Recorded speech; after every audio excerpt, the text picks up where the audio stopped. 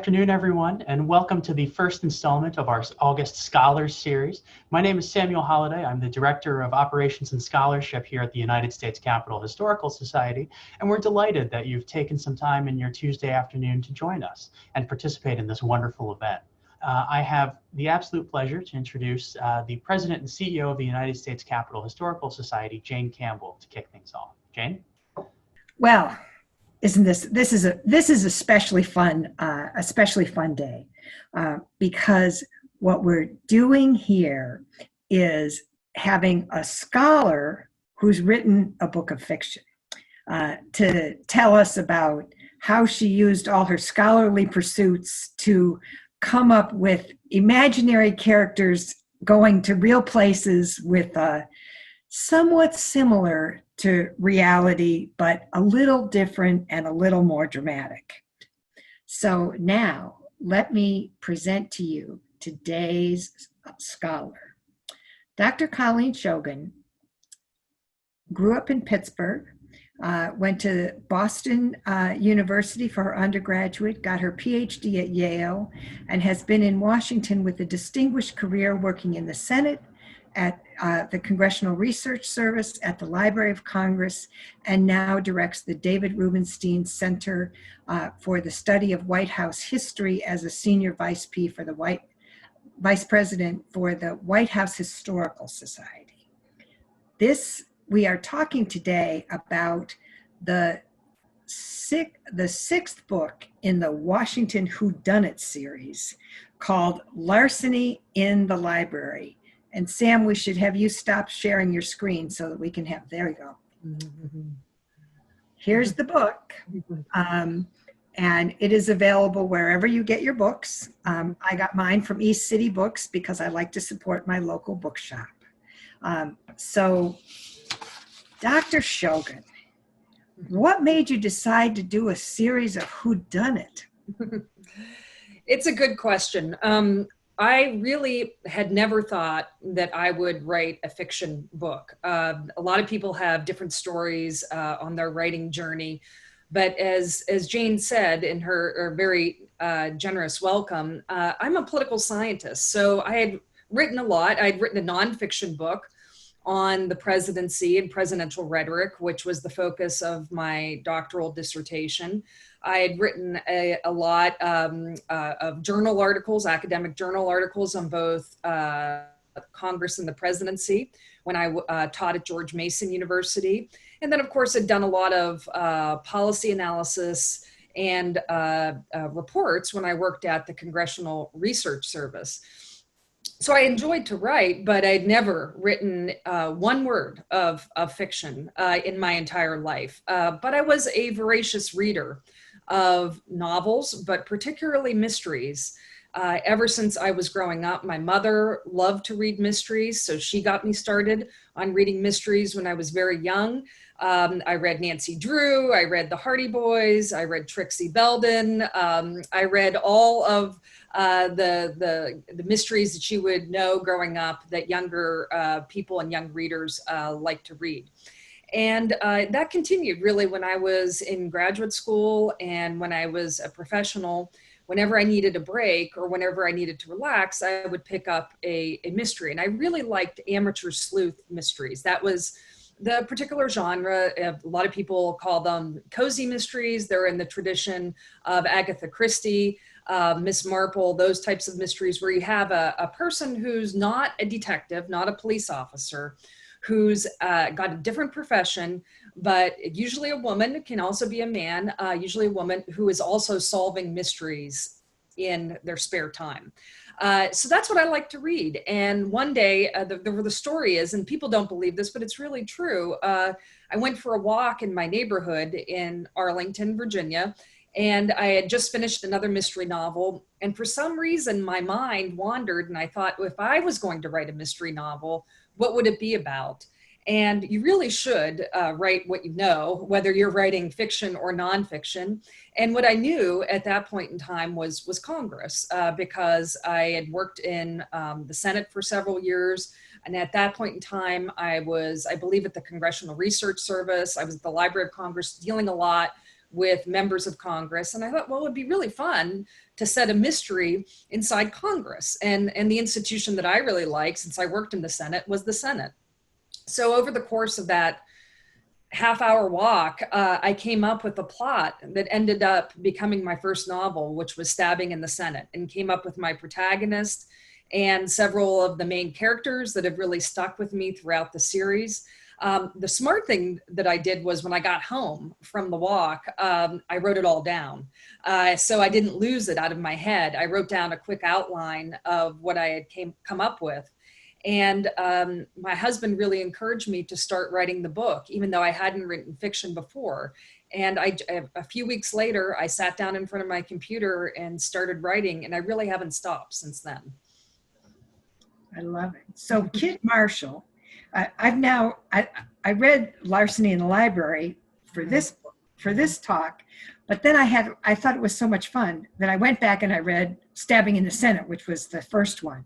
And Kit Marshall is the sort of main protagonist. And she was in both books. So can you tell me about Kit's development over the course of six books? Right. As a character? So we meet Kit in Stabbing in the Senate. That's the first book in the series. And she's working in the Senate. She's a legislative assistant. She's a policy assistant in the Senate. And unfortunately, she gets to work early one day and she finds that her boss, Senator Lyndon Langsford, has been murdered in his office in the Hart Senate office building. And so that begins really Kit's journey. Of course, she's accused of the crime because she's the one that discovers the body, and she's got to figure out a way to clear her name, or basically her career on Capitol Hill is over.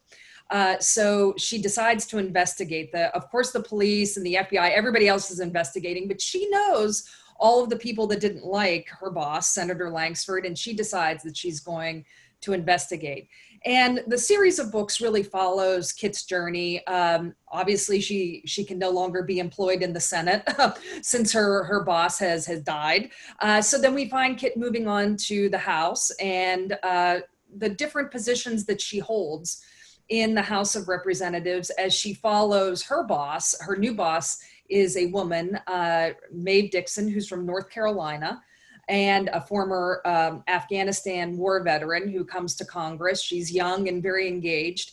And we kind of follow Maeve Dixon's career along with Kit Marshall's career as she continues to solve mysteries throughout the Washington Whodunit mystery series.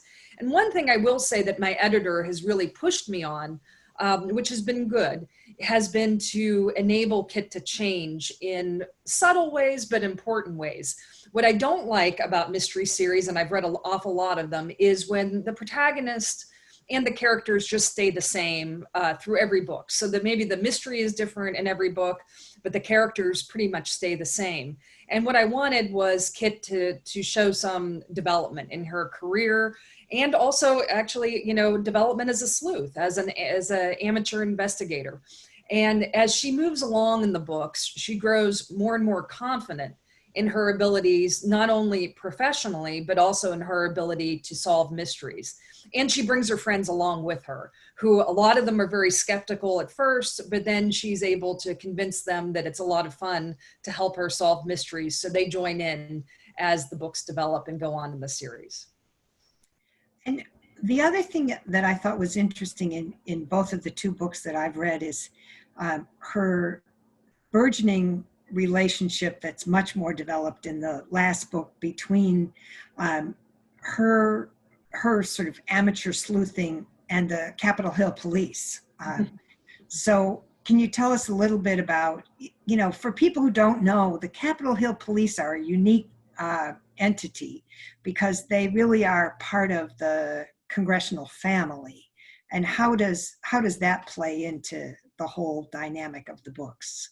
Right. So there's a recurring character. He's not in all of my books, but he's in many of the books. His name is Detective O'Halloran. He gets promoted later on, so he becomes a sergeant later on.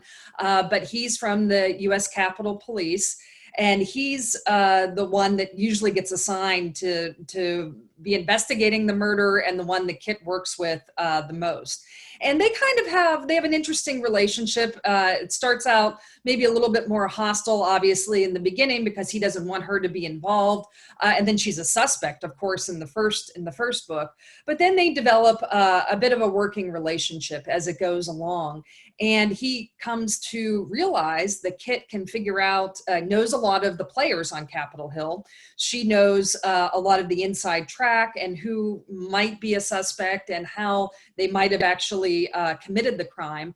And so he starts to pay more attention to her and takes her clues more seriously. And he also rescues her in several of the books because she gets into some really sticky situations as she's confronting who ends up being the murderer at the end. But she's always smart enough to let Detective O'Halloran know what she's doing before she actually does it. So he actually ends up helping her in several of the books. So that's a relationship that develops, starts out maybe as one where, of skepticism, and then develops into a full-fledged working relationship as it goes on. Now, some people have kind of, a few people have kind of criticized the books because they said, well, the Capitol Police would never welcome a congressional staffer to help solve, a murder or a crime on Capitol Hill. Yes, that's probably true. I agree. But you have to, these are fiction. They are novels. They're set on Capitol Hill.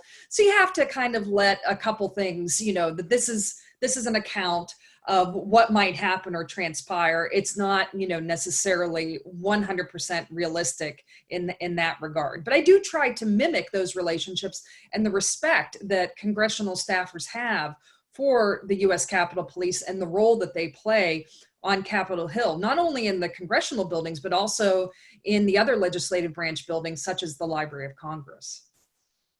Well, and the other thing, these are, as you say, works of fiction. There's 6 books, and that would be 6 murders a year, 6 murders in 6 years. That's a lot of murder. I worked in the Senate for 6 years, and I don't remember anybody getting murdered at that time. That's true. I don't feel so bad though, because, Murder, She Wrote was one of the most popular series in the 80s and into the 90s. And I think, the last count, Jessica Fletcher chalked up about 250 bodies between all those different episodes, a lot of them in a small seaside town in Maine. So I think I can get away with 6 murders on Capitol Hill, where there's a lot more people and a lot more people have reason to kill each other than a small town in Maine. Now, let's talk about this motive conversation, because in both of the books, there was in understanding the motive, you had some very Washington things going on. You had people's concern about their career prospects. What did people think of them?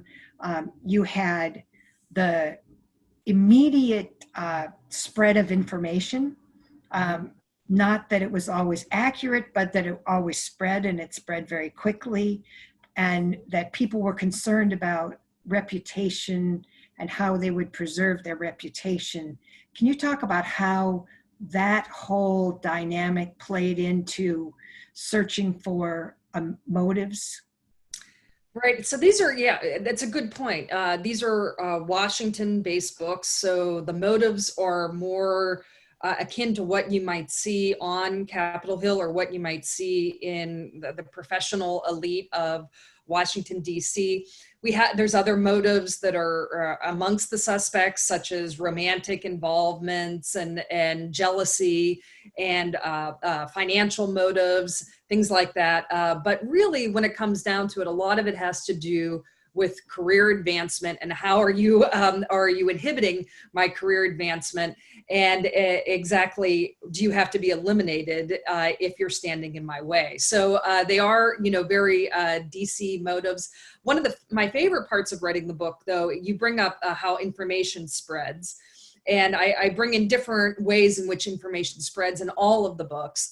But one thing that makes Kit Marshall a successful sleuth is that she's basically out and about. She's not a wallflower. She doesn't just stay in her Capitol Hill office and make phone calls or send emails. she's circulating on Capitol Hill, which I think is very reflective of what a successful congressional staffer has to do in his or her day job. So Kit is out and about. She goes to a lot of happy hours. She goes to receptions. She goes to events, and she keeps her ears open. She's not afraid to approach people, ask them questions, ask them, what they think. And she picks up little pieces of information all along the books. And that's what helps her ultimately, in the end, solve the mystery at hand. So given that kind of perspective about information flow and being out and about, are you going to try to write a book during a pandemic about operating in a pandemic? That's a good question. In fact, my editor asked me the same question because just how you work in the publishing world, my 7th book has already been finished, the next book in the series, but I'm starting work right now on the 8th book in the series. And she asked whether I was going to write the pandemic into the book. I did a little research. Most authors are not doing that. They're not writing the pandemic into their series. And I thought about it. It would be very difficult for me to be able to do that and write another successful Washington Whodunit mystery, because most of my books take place, really another character in my books is place or setting. So not only do they take place on Capitol Hill, but they take place on specific places on Capitol Hill, restaurants, bars, event locations, museums, cultural institutions, historic houses. I make really good advantage of everything that we have in Washington, D.C. And I just couldn't figure out a way to make these books interesting while having Kit Marshall sit at home in her apartment or, be on Zoom calls with people. That would get really boring very quickly. So I just decided that we are going to suspend reality in the 8th book in the series as I'm writing it. And I'm going to write it as if we were business as usual. And I hope when the book comes out, which wouldn't be until 2022, that we would be business as usual by then, I hope. Well, we all certainly hope that. And now there's another character in the book who was in the first book and is in the last book, so I assume is probably in the middle. And that is Clarence the dog. Now, I understand that you in real life have a rescue dog. How close are Clarence and Conan, your real dog? They're very close, actually. It's in fact, Clarence is the only character in any of my novels that's based on an actual living being. And since my dog can't protest, I do, he can't voice his opinion.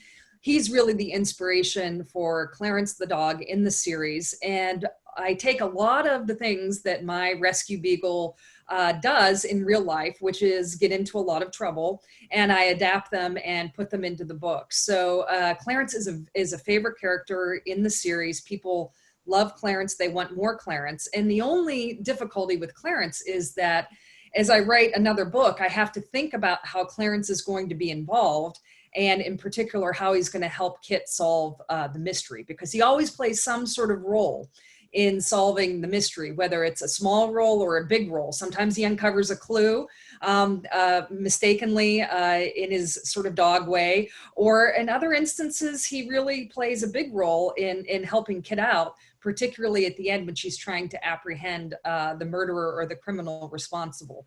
So in Larceny in the Library, we also have the addition of another dog. And that was a fun story because I was telling my former boss, the Librarian of Congress, Dr. Hayden, who's a big fan of the series. I told her, she knew I was writing Larceny at the library, and I told her, well, Clarence, it's getting difficult to write Clarence into these books. And now I'm writing one about the Library of Congress. And of course, dogs aren't allowed at the Library of Congress. And I've got to figure out a way to involve him. And she immediately, without hesitancy, said, well, you need to have Clarence have a friend who is a police dog, a Capitol Hill police dog. And I thought, well, that's a terrific idea. I could write in a police dog, and that could bring Clarence into the mix. And so I did that for Larceny at the library, and another character, Murphy, who is named after my cousin's dog, my cousin's rescue dog. He enters the mix, and Clarence and Murphy get into some antics in Larceny at the library that I think are quite funny and humorous and entertaining for people. Now, while we're on the subject of dogs, you indicated that you were going to offer to one of our viewers a book Yes. that they would get as a gift. And so in honor of Clarence and Murphy, we thought we would offer that if there's someone who's listening who adopted a dog during COVID. Right. I understand many people adopted a dog. My own daughter adopted a dog. And she was staying with me. So it's sort of like I adopted a dog, although he has moved on, back home with her. So if you are listening and you adopted a dog during COVID, send a note into the chat box and we will give you a book. So we're going to give people a little time to send in the note to chat box, because then you can work with Sam about how we get that. If we end up with no dog rescuers, we'll go back to an alternative way to give away this book. But with our sort of special gift on the table, let's go back to the Library of Congress. Mm-hmm. As you say, you do really describe the places. Are all of the places in your book real places, or do you make some of them up with just a little bit, something so that when we read it, we say, oh yeah, I think that's the place, but it may not be called the same thing? In the library, I was this book, I was very particular. I did a lot of research. I had access, of course, to all of the books that have been written about the history of the Library of Congress. And when I was writing the book, I was still working there. So if I was really perplexed about whether or not something was in a particular location or what it looked like, quite frankly, I just walked over and took a look or took a photo for myself so that I could remember. So certainly all the locations in the Library of Congress are absolutely 100% spot on. And when I describe the Capitol complex itself, whether I'm talking about the Conan House Office Building or the Hart Senate Office Building, the Capitol itself, the underground network of tunnels that connects the Library of Congress to the House Office buildings, then I try to be absolutely as accurate as possible. I work within those constraints and those confines to be able to craft the mystery, because when I write the books, obviously I want people to enjoy the mystery. And I have a lot of people who read my books because they enjoy the mystery. But I have a lot of people who read my books because they're interested in what it's like to work on Capitol Hill. They're interested in the history of Capitol Hill. They're interested in the history of the buildings. Maybe they've never been to Washington, D.C., and they won't be able to travel to Washington, D.C. in their lifetimes. And this is it's a way in which you can actually learn more about the location, learn more about the history, while also enjoying a fun mystery that goes along with it. But I don't fudge the facts in the books. Yes, the story around it is all fictional, but whenever I'm talking about the buildings or the locations, I try to be absolutely as accurate as possible. And along that lines, one of the things in the Larceny at the library is the contents of Lincoln's pockets, which in the Larceny are stolen, but in reality still belong to the Library of Congress. Where are they now? Oh, well, the contents of Lincoln's pockets the night he was assassinated is one of the top treasures of the Library of Congress for obvious reasons. And if you want to know about how the library acquired that collection, you can read Larceny at the Library, in which I go into, in the beginning of the book, fairly a lot of detail about how why would the Library of Congress come to acquire the contents of Lincoln's pockets the night he was assassinated. But it is one of the top treasures at the Library of Congress. We have, at the library, there's different levels of treasures, and that is a top treasure, which means it is in a super secure vault beneath the Library of Congress that is resistant to fire, resistant to earthquake, resistant to terrorist attacks. So it is very much safe. In Larceny at the library, it's coming out for a big display, and there is an opportunity for a thief to steal the contents of Lincoln's pockets, and that's part of the plot of Larceny at the library. Got it.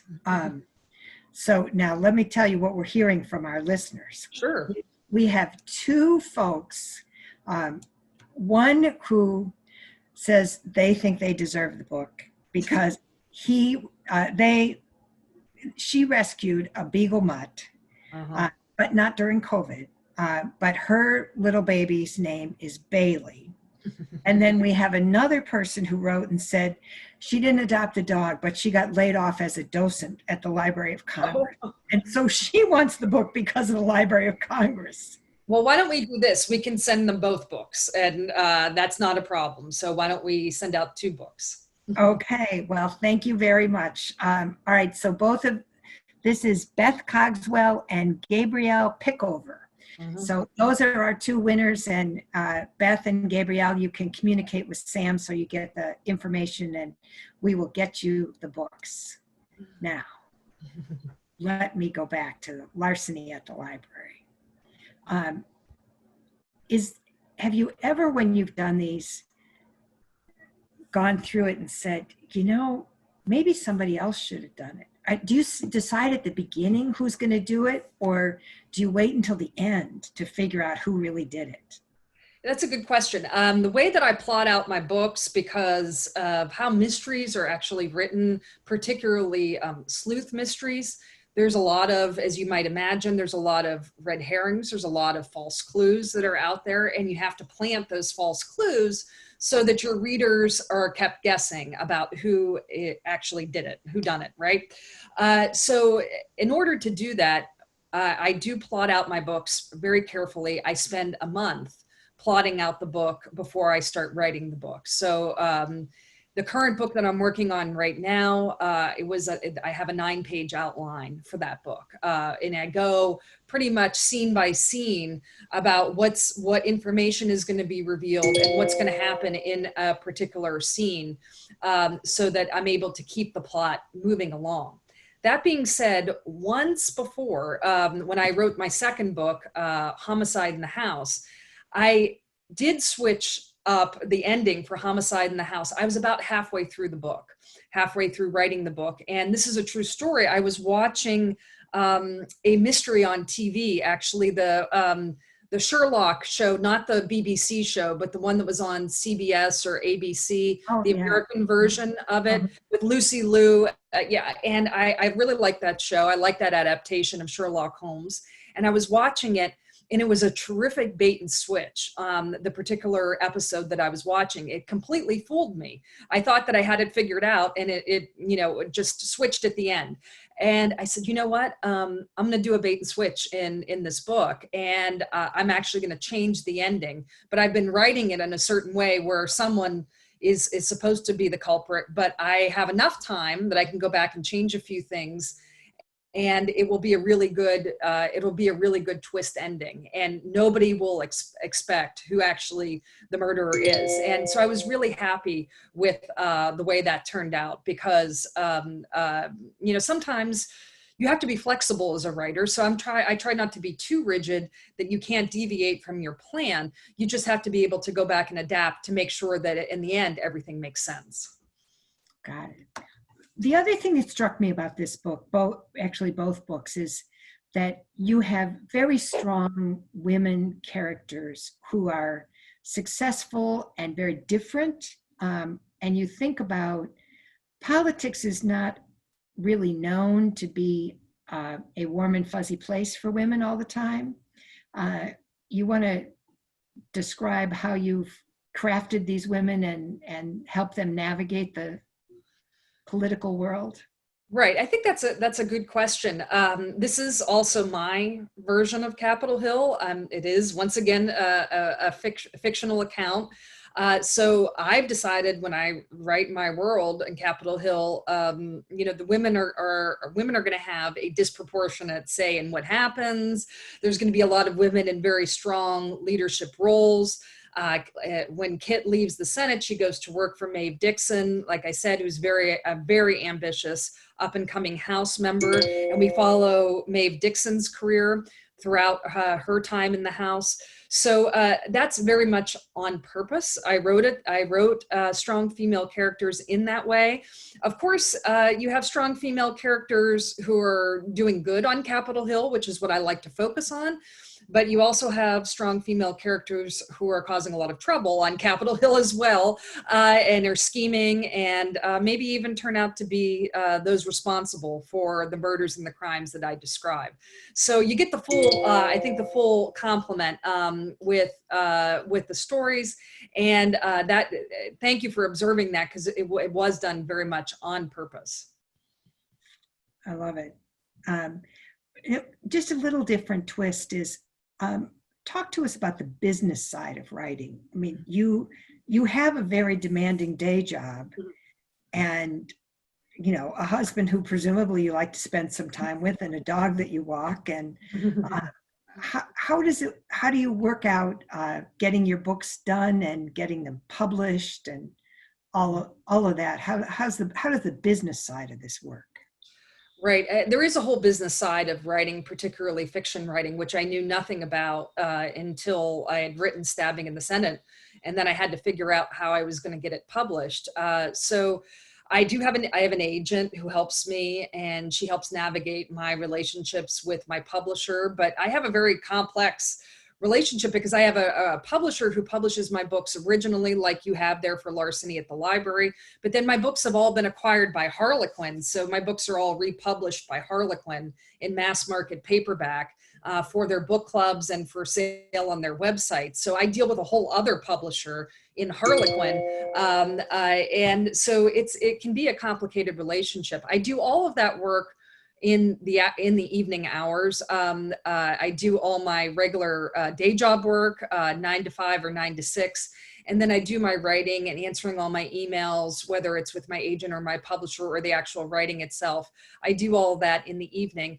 And I figure if I get in an hour or two every night to work on my fiction writing, then that's been a very successful, productive evening. And then I spend time on the weekends. And when I go on vacation, I spend a lot of time on vacation. Because I have big chunks of time, I'm able to spend hours and hours writing. And so I'm able to write tens of thousands of words when I'm on vacation. When I worked at the Library of Congress, I did a lot of traveling for the Library of Congress. And I was on planes an awful lot. And I found I can write pretty much anywhere. I bought an iPad Pro, and that would just go right in my purse. And I was able to write a lot of many of my books actually on planes, going back and forth to London many times. I mean, that's 6 hours each way. You're pretty much you're not interrupted.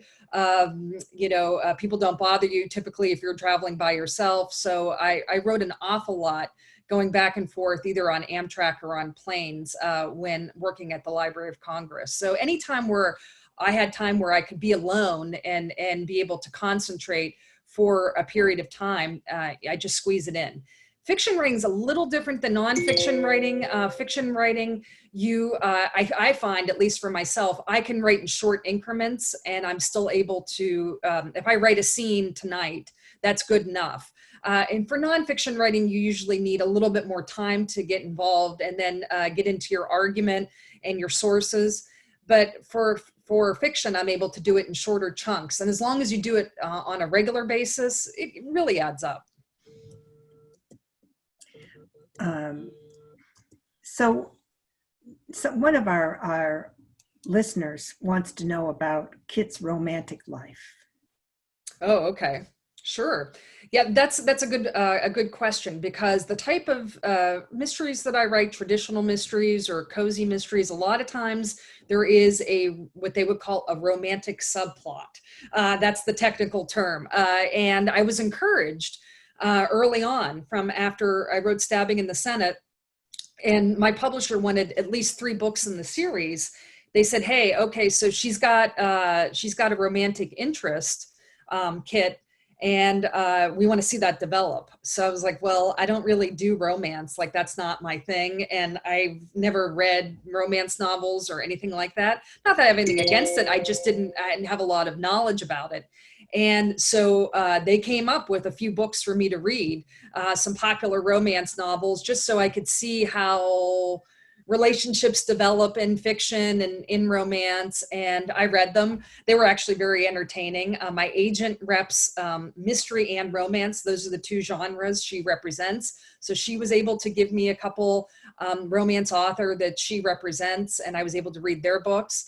And yeah, her relationship with her first boyfriend, and then turns into fiance and then husband, evolves throughout the books. And that's a constant source of collaboration, but also in sometimes tension. And so I like to make it realistic. So not everything is rosy. There's problems to be solved, and there's conflict to be negotiated. At Larceny in the library, there's a conflict between Kit and Doug, and they have to figure out a way in which they're not on the same page about something, and they have to figure out a way to resolve it.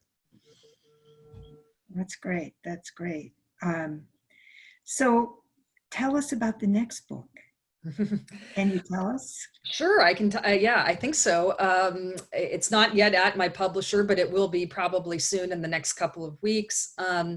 The 7th book in the series is going to have a different location. I am a huge fan, a big fan of the Outer Banks, and particularly the town of Duck in the Outer Banks. And I've always wanted to write a book set at the Outer Banks. So Kit and her team, her group of friends, are going to go on vacation in the Outer Banks in book 7.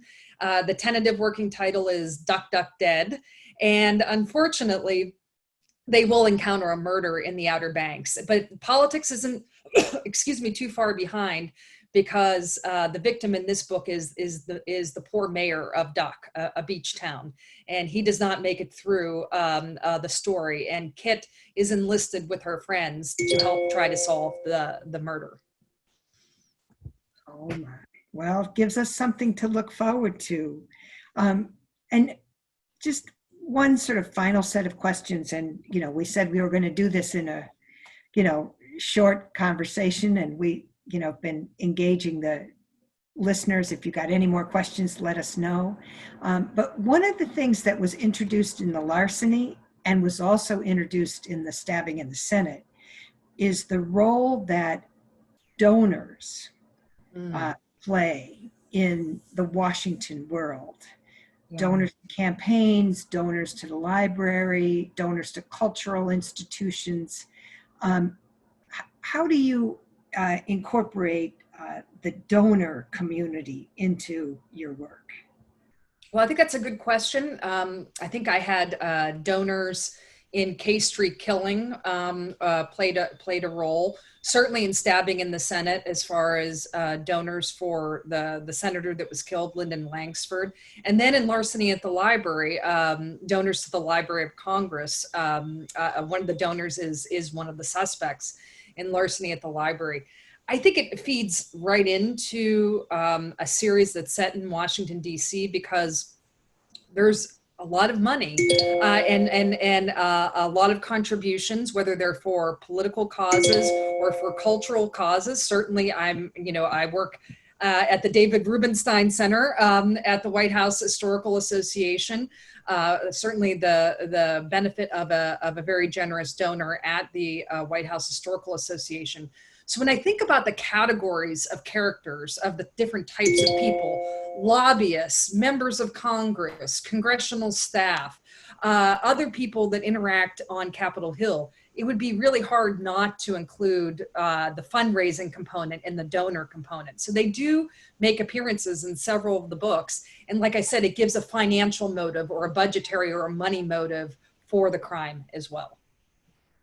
And the other piece that was in Larceny was the scholar community. Are the scholars only there when it's at the library, or are, sometimes, I know when I worked in the Senate, we would have a handful of scholars we would call on to bring in and say, okay, can you give us the scholarly perspective on this or that or the other thing? Do you have scholars participate in your books? Well, the other one that has a lot of scholars is this one, Calamity at the Continental Club. This is the Harlequin version of it. This is the third book in the series.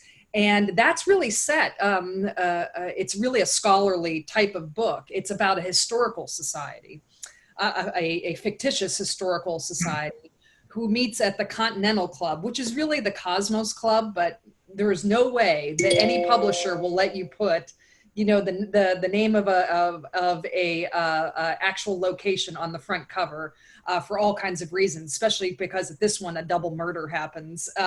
So the Cosmos Club became the Continental Club, and this is about a historical society that meets at the Continental Club, and people start showing up dead, and it's very much a scholarly community type of feel.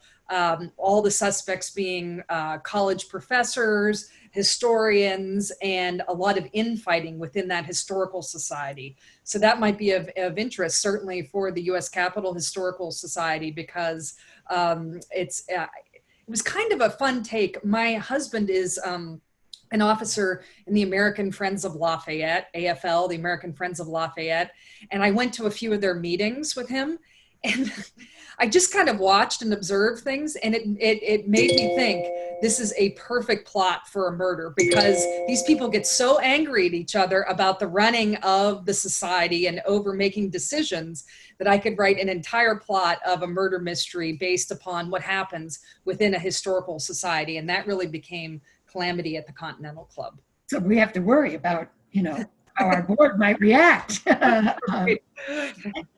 One of our listeners wants to know, when a book is republished in the Harlequin series, mm-hmm. is just the cover changed, or is the story changed?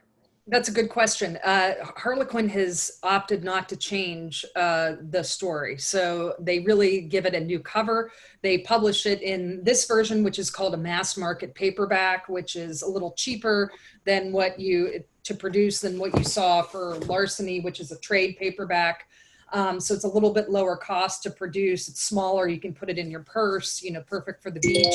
And, really what Harlequin basically, sells, their type of product. So they engaged a really talented artist to do all the covers, original covers for the books, which I've been very, very happy with. But other than that, they don't change the books. Oh, great, great. Well, Colleen, you have been so gracious with your time and, with your donations. What do you want to leave our listeners with as they approach your books and your work? Right. I'm sorry if you keep hearing this dinging. We're updating all of our calendar. And there's no way I can silence my calendar. I've closed all the applications on my computer and it keeps dinging. I'm sorry about that. But what I would like to leave your listeners with, I think that one of the reasons why I wrote the books, besides wanting to like I said, write some fun mysteries, the real substantive reason why I wrote the book was I wanted to tell the story of the people who work on Capitol Hill, because obviously we see this going on today. Approval ratings in Congress are quite low. They might crack 30% on a really good day, but most of the time they're in 13, 14, 15, 16%. And so most people do not have a high opinion of what goes on in Congress or what goes on Capitol Hill. However, I worked there for almost 15 years in a variety of capacities, whether in the Senate, the Congressional Research Service, or at the Library of Congress.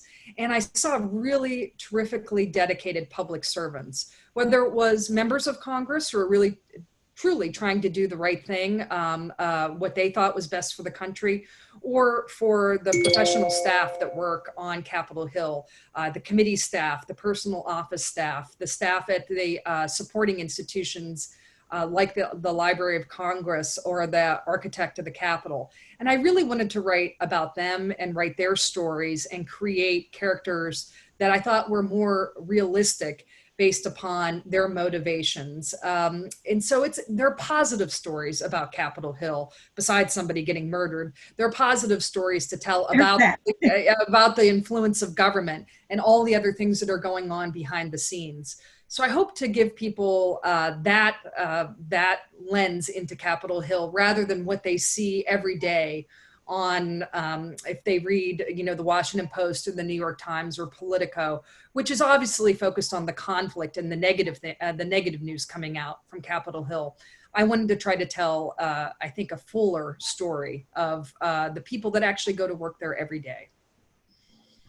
Perhaps a more optimistic version of House of Cards. That's correct. It is more optimistic than House of Cards. And I think a little bit more realistic than House of Cards, too. A lot more realistic. I will tell you, when House of Cards came out, my daughter was in the Peace Corps, and they only had limited access to various things. And, when they would come together and have internet access, somebody was watching House of Cards, and I had just come to work in Washington.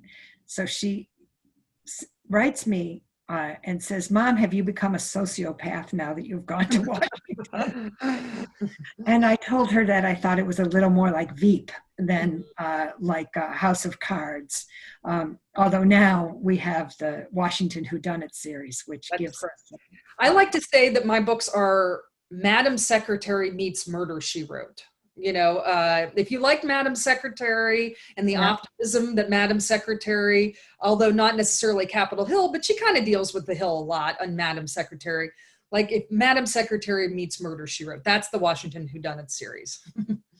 Well, what a way to end. Dr. Shogan, thank you for being with us. We look forward to seeing you again in your scholarly role. We are glad to have you with us, and lots of fun reading for August. Take care. Thank you for your time. And thank you all for being with us.